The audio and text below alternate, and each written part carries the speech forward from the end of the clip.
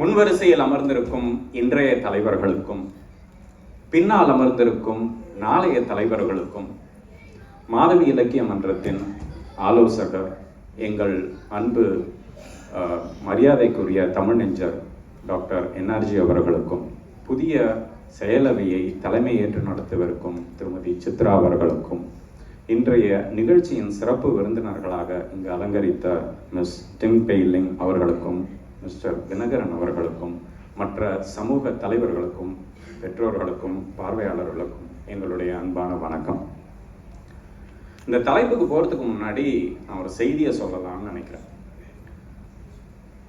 சுமார் ஒரு 22 வருடத்திற்கு முன்னாடி இதே உமறுப்புலவர் உள்ளரங்கத்துல தொண்டூழியரா உள்ள வந்தோம்.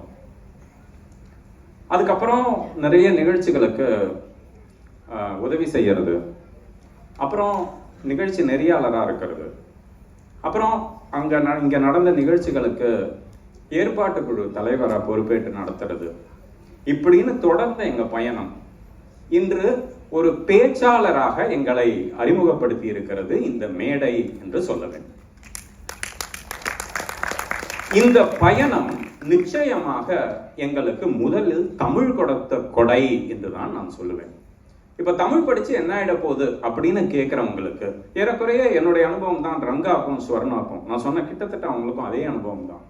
தமிழ் படிச்சு என்ன ஆக போகுது, யாரு வளர்த்து விட போறாங்க, இந்த சமூகம் உங்களை எப்படி அங்கீகரிக்கும் அப்படின்னு யாராவது கேட்டீங்கன்னா எங்களுடைய பயணம் இதற்கு ஒரு எடுத்துக்காட்டு என்று நான் சொல்ல கடமைப்பட்டுள்ளேன்.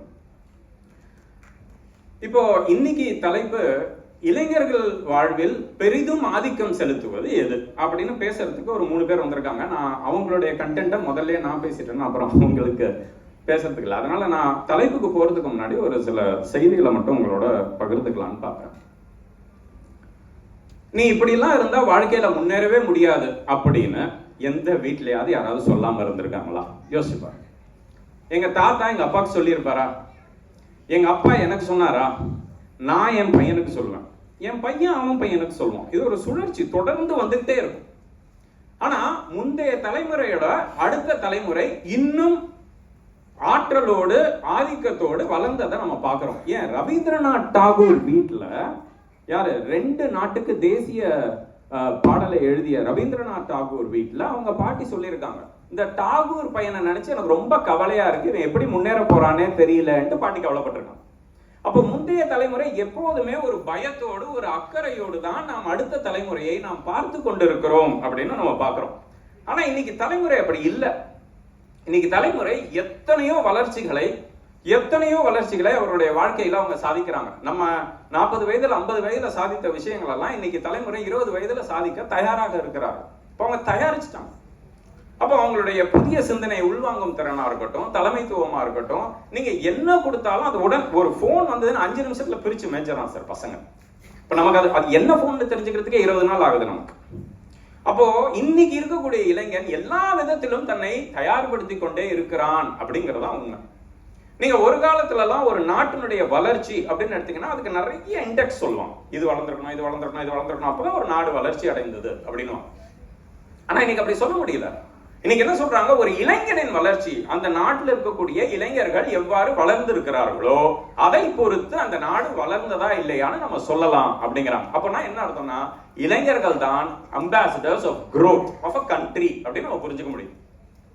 அப்போ அவங்களுடைய வளர்ச்சியை பொறுத்து தான் ஒரு நாடு வளர்ச்சி அடைஞ்சிருக்கா அப்படிங்கிறத நம்ம தீர்மானம் பண்ண முடியும் அப்படின்னு பாக்குறோம். இப்போ ஏன் இளைஞர்களுக்கு இவ்வளவு முக்கியத்துவம், ஏன் நம்ம இளைஞர்களை வச்சே பேசுறோம்? இப்போ தமிழ் மொழி மாதம் நடந்தது சமீபத்துல, அதனுடைய கருப்பொருள் கூட இளமை அப்படின்னு தான் வச்சாங்க. ஏன் நம்ம இளமையை கொண்டாடணும் அப்படின்னா, ஒரு ஹென்ரி ஃபோர்டு கம்பெனியோடைய நிறுவனர், அவரு பயங்கர புகழோட உச்சியில இருக்கார். அவர்கிட்ட எப்படியாவது பேட்டி எடுத்துடணும்னு ஒரு பையன் துடிக்கிறான். இப்போ அவர் எப்படியாவது அவர்கிட்ட நேரம் கண்டுபிடிச்சு பேட்டி எடுத்துடணும். டைம் கிடைச்சிருது, போயிடும். சார், எப்படி இவ்வளவு புகழ் அடைவீங்க, எப்படி இவ்வளோ பணம், இவ்வளோ செல்வாக்கு எல்லாம் எப்படி உங்களால சம்பாதிக்க முடிஞ்சது அப்படின்னு ஒரு கேள்வியை கேட்கலாம். அப்போ அவர் என்ன சொல்றாரு, தம்பி இதெல்லாம் ஒரு பெரிய விஷயமே இல்லை, நான் இதெல்லாம் நாளைக்கு கூட என்னால் திரும்ப சம்பாதிக்க முடியும், ஆனா உன்கிட்ட இருக்கிற ஒண்ணு என்கிட்ட இனிமே இல்லை அப்படின்னு சொல்றாரு.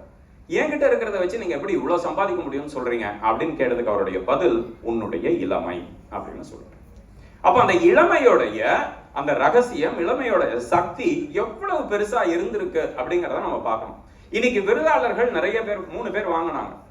இன்னைக்கு அவங்க விருது வாங்குறதுக்கான காரணம் அவர்கள் இளமையில் போட்ட விதை என்பதை நாம் தயவு செய்து புரிந்து கொள்ள வேண்டும். அந்த விதை தான் இன்று அவர்களை விருதாளராக மாற்றி இருக்கிறது என்று சொன்னால் கொஞ்சம் கூட அதில் மிக இல்லை என்று நான் சொல்லுவேன். இன்னைக்கு இளைஞர்களை நம்ம எப்படி பார்க்கலாம்? சிங்கப்பூர்ல நீங்க பாருங்களேன், இன்னைக்கு மேடையிலேயே நிறைய மாணவர்கள் நிறைய தன்னுடைய திறமைகளை எல்லாம் வெளிப்படுத்தினார்கள். இன்னைக்கு 2 பகுதியா நான் பார்க்கிறேன் இளைஞர்களை. சிங்கப்பூர்ல பொறுத்த வரைக்கும் நிறைய தமிழ் அமைப்புகள் போட்டிகள் நடத்துகின்றன. தமிழை வளர்க்க எப்படியோ முயற்சி செய்து கொண்டே இருக்கின்றன. அப்ப அந்த போட்டிகள்ல கலந்து கொள்ளக்கூடிய தன்னுடைய இயல், இசை, நாடகம் எல்லாத்தையும் வளர்த்து கொண்டு போகிற ஒரு சமூகம் குழந்தைகளிடம், மாணவர்களிடம் இருக்கிறது. இன்னொரு பக்கம் பாத்தீங்க அப்படின்னா அத்தனை அமைப்புகளுடைய இளையர் பிரிவு, யூத் டிவிஷன், அதுல சேர்ந்து தன்னுடைய தலைமை பண்பை வளர்த்து கொண்டு போகிற ஒரு சமூகம் உருவாக்கி கொண்டிருக்கிறது. அப்ப சிங்கப்பூரை பொறுத்த வரைக்கும் இளைஞர் அப்படின்னா எல்லா விதத்திலும் ஒரு ஆல்ரவுண்டட் பர்சனாலிட்டி என்று சொல்வார்கள்.